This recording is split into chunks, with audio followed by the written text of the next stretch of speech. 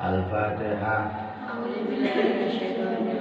Bismillahirrahmanirrahim. Alhamdulillahirabbil alamin. Ar-Rahmanirrahim. Maliki yaumiddin.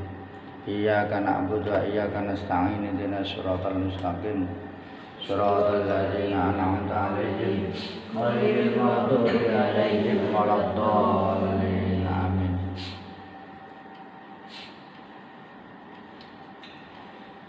Bismillahirrahmanirrahim. Alhamdulillah wassalatu wassalamu ala Rasulillah wa alihi wa sahbihi wa mawala. La haula wala quwata illa billah. Amma ba'du.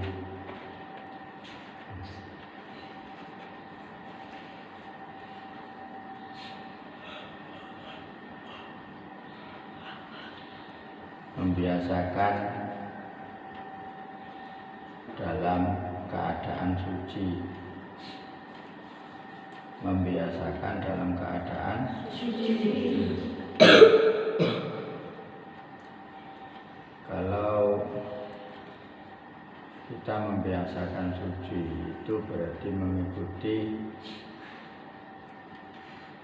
apa yang pernah dilakukan oleh orang-orang terdahulu, wali-wali Allah Subhanahu wa ta'ala. Di antaranya adalah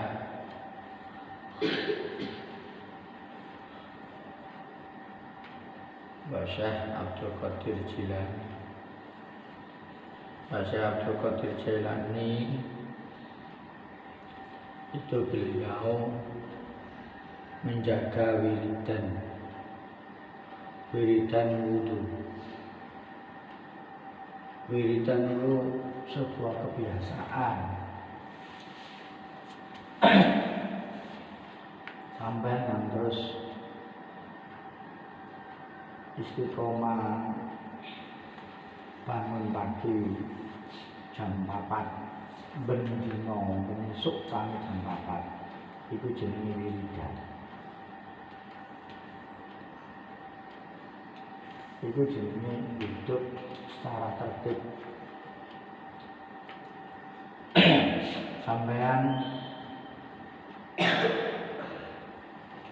nek pas mandi itu jam 6 sampai ben jam 6 terus berarti ya wiridan istiqomah.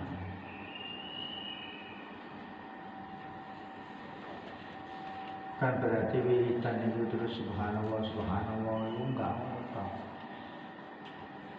Wiridan secara anggota perbuatan, ana sing wiridan secara ucapan.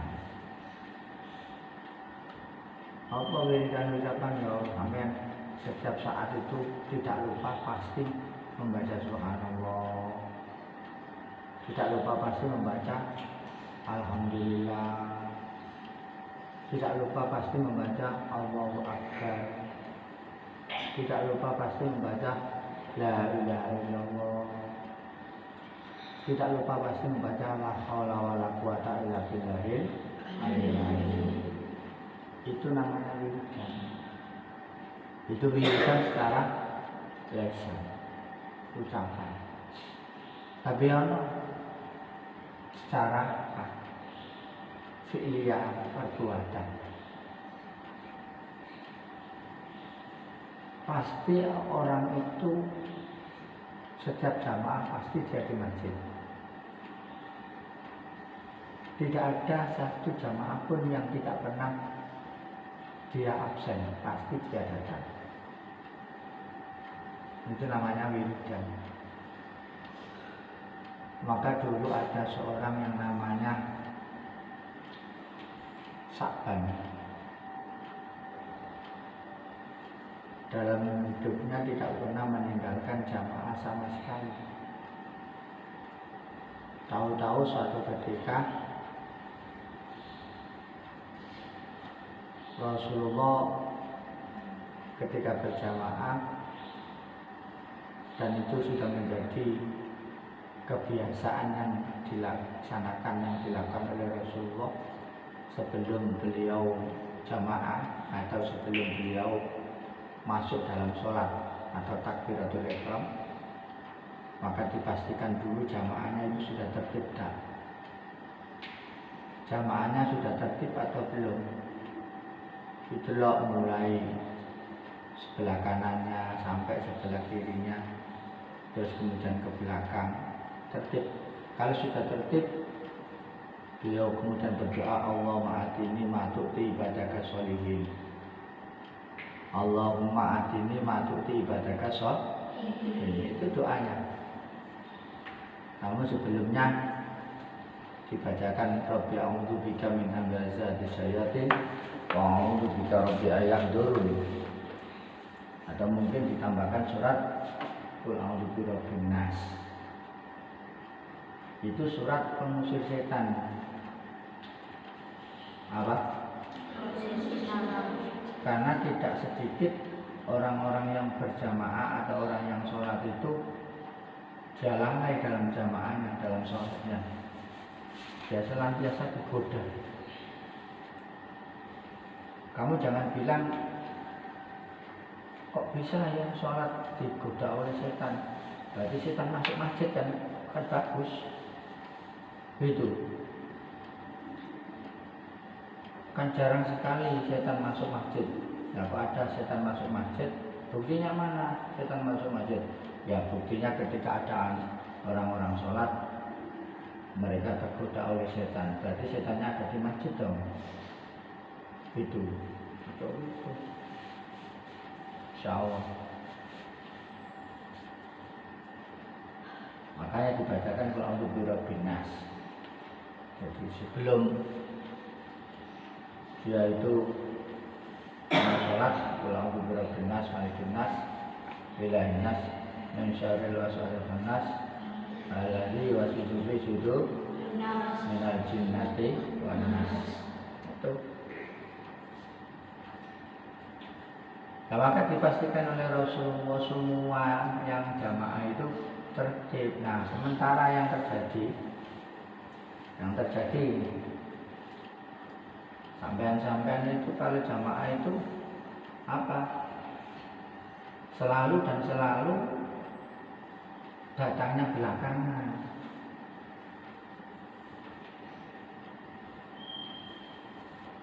Sehingga menjadi gaduh.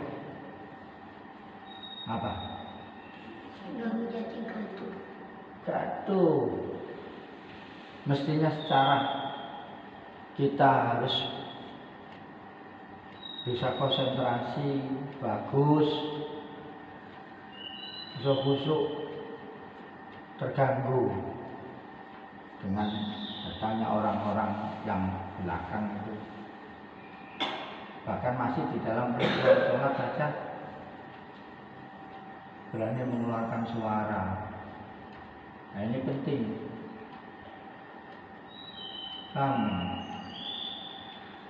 Makanya sampai ngaji itu tujuannya apa? Supaya kita bisa menjiwai dalam setiap apa yang kita lakukan dalam sebuah peribadatan.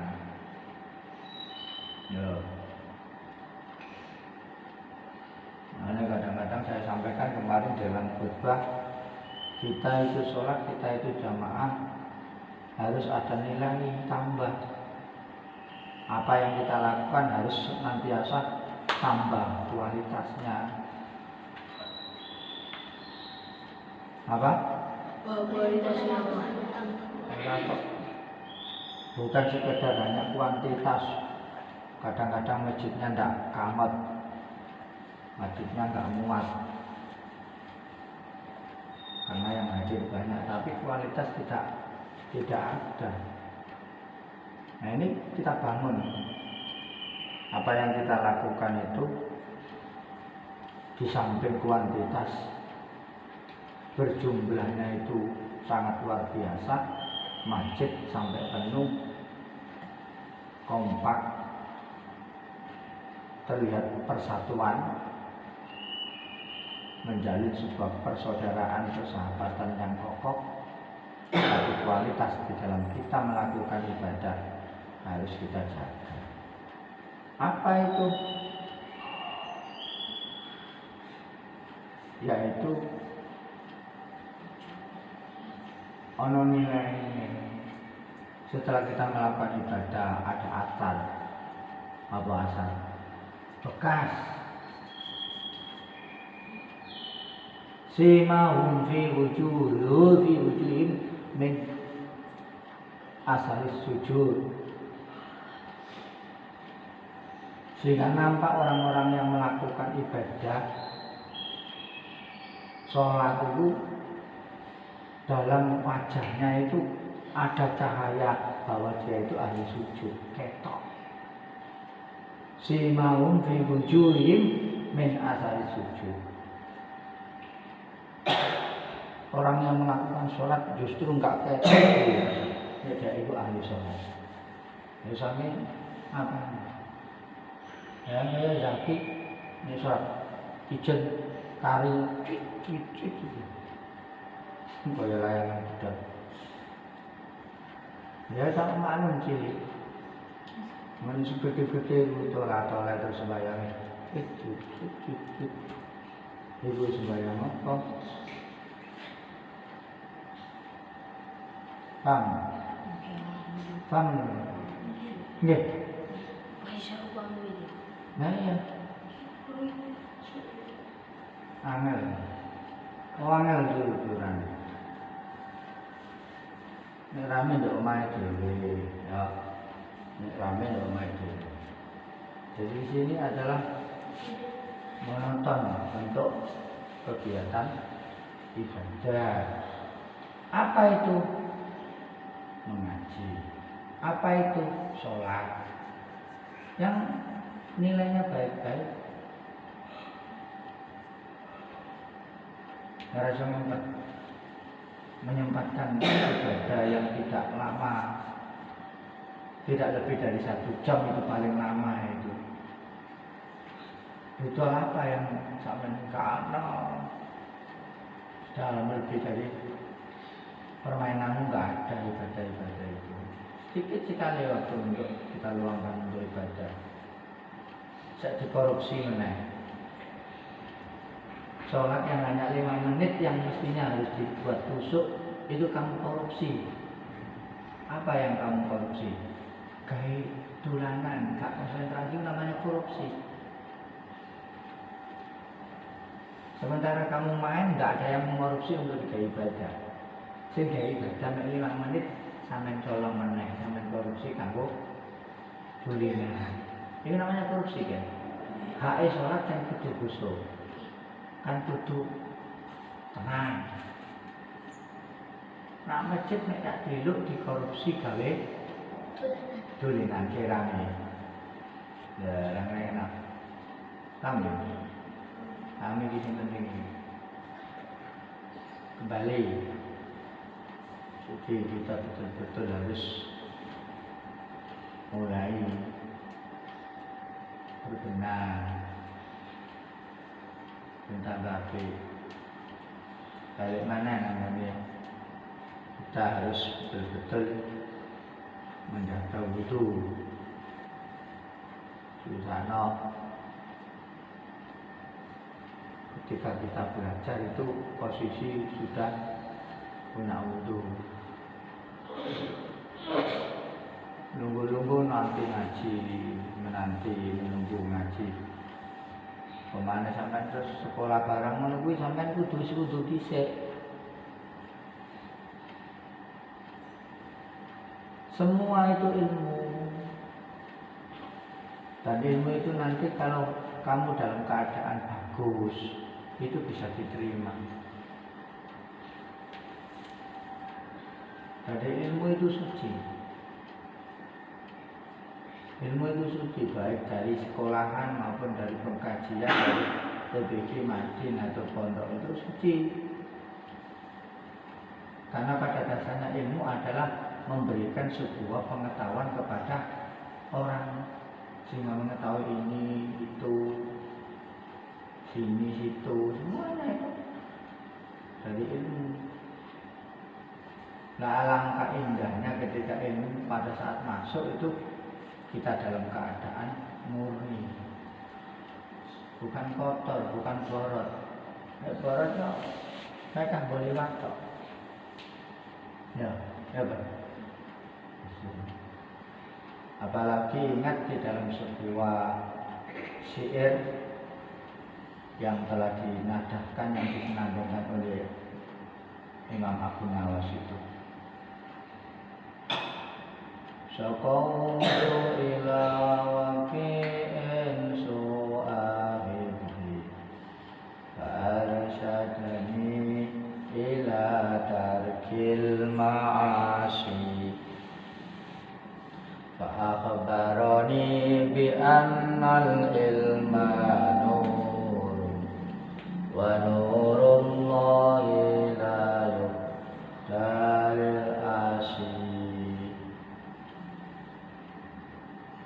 Apa itu? Seseorang sowan kepada kiainya yang bernama Kiai Wakil. Dia matur sama kiai. Kiai,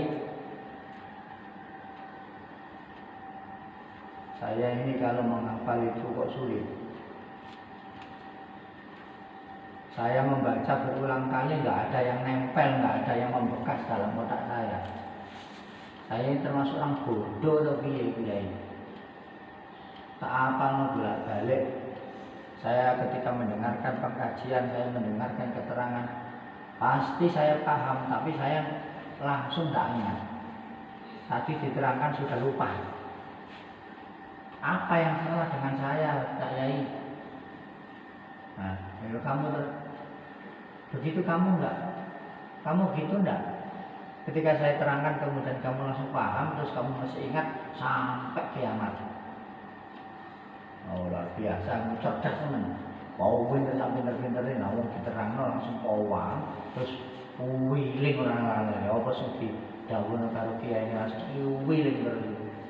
Oh, yang ngalang-ngalang sembarang kiai. Kandhane saiki langsung kayak ngadeg wis ilang. Apa maksud kandhane apa? Lali. Sampe cerdas so. Gara-gara sampean diputus oval, tumbasno lombok, terigu, kacang, gula nggih, sapi ludang. Nggih, budal. Tekan, wah apa ya Mang? Kamu napa Mang?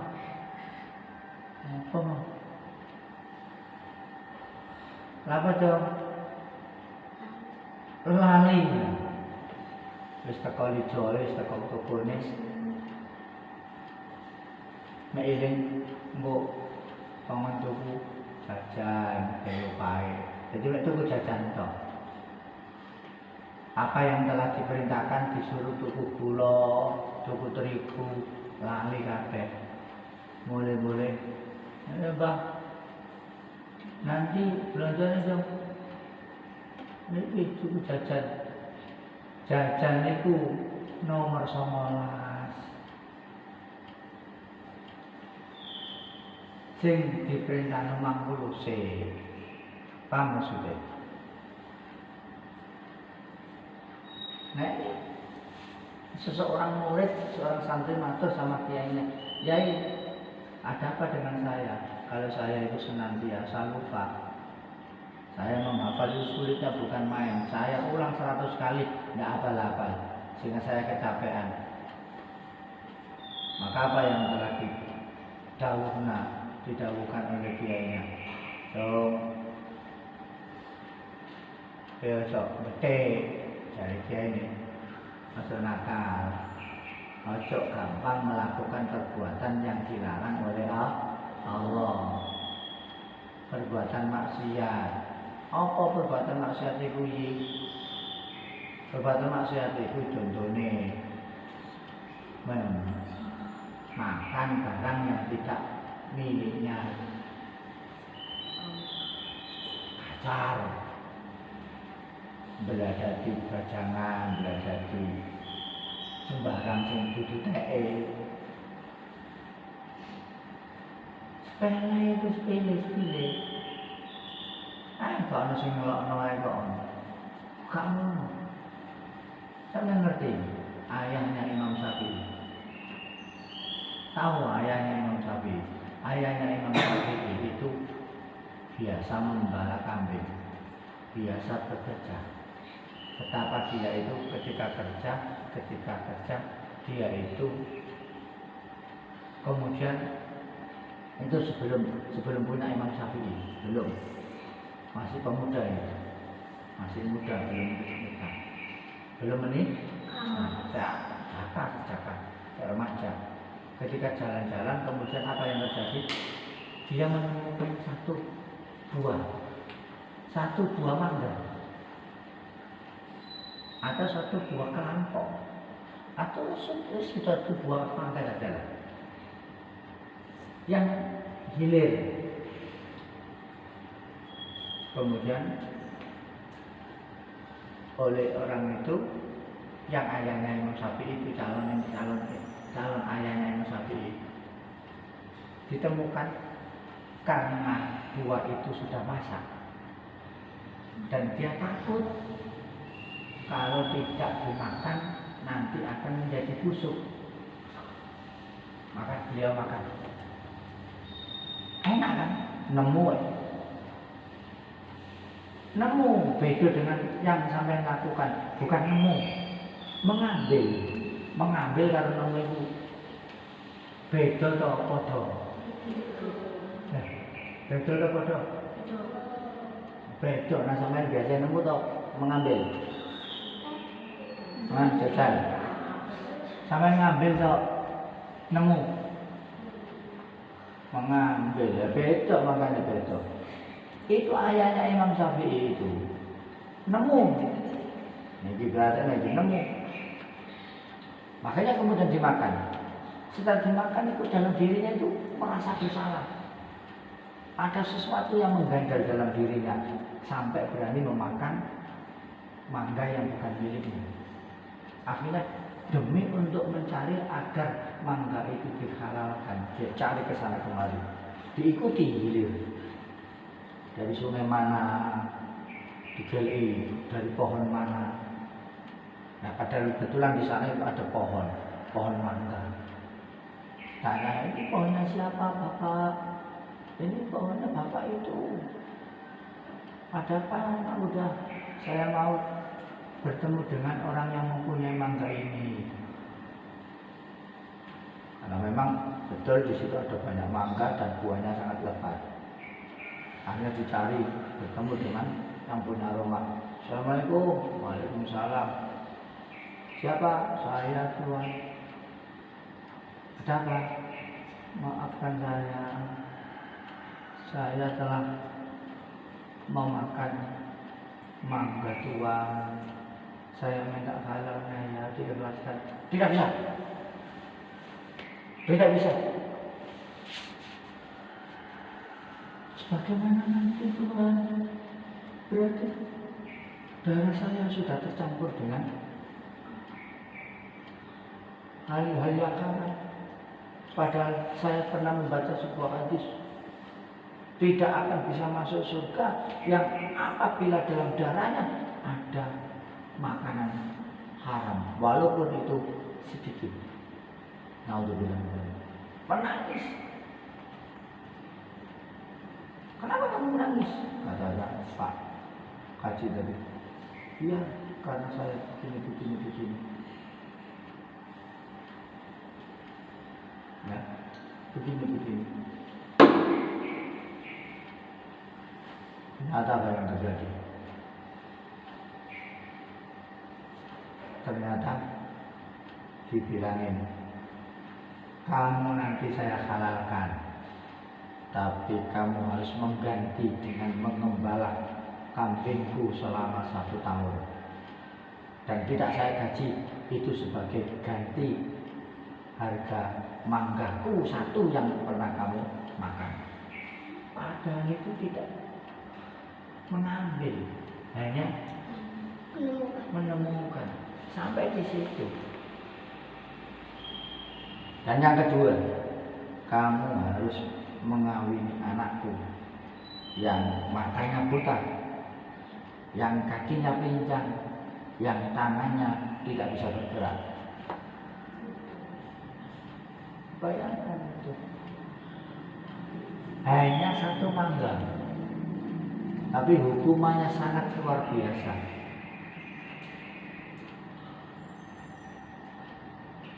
Hah? Nah, terus kait hubungkan dengan dirinya kita. Allah, kita mengambil yang bukan milik kita, goyah dulu, tiada merasa bersalah, tiada merasa berdosa. Masya Allah. Maka sehingga tadi dikatakan, kamu menginginkan ketika kamu sekolah, ketika menginginkan kamu itu mengaji, terus kamu terus disuruh menghafalkan, terus langsung hafal. No, sangat sulit. Ilmu itu cahaya. Ilmu itu cahaya, dan cahaya tidak akan bisa masuk ke dalam diri seseorang yang apabila seseorang itu ada banyak dosa. Understand? Masih? Astagfirullah Rabbal baraya. Astagfirullah